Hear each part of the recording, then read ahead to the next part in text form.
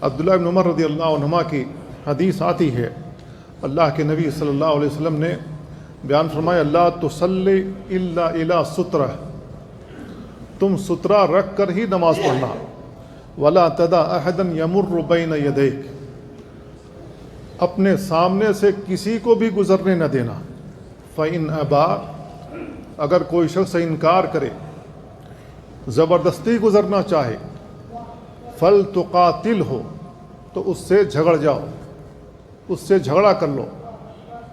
جھگڑا کرنے کا یہاں یہ مفہوم نہیں ہے کہ ڈنڈا لے کر کے، تلوار لے کر کے، یا کوئی خنجر ہو مارنا شروع کر دو، یہ مطلب نہیں ہے۔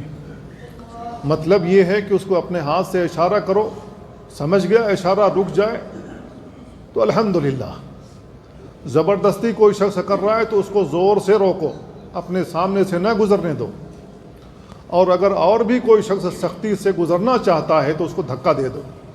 تو یہ جو دھکا ہے یہاں پر اللہ کے نبی صلی اللہ علیہ وسلم نے فرمایا فلتقاتل ہو، یہی اس کا مفہوم بنتا ہے۔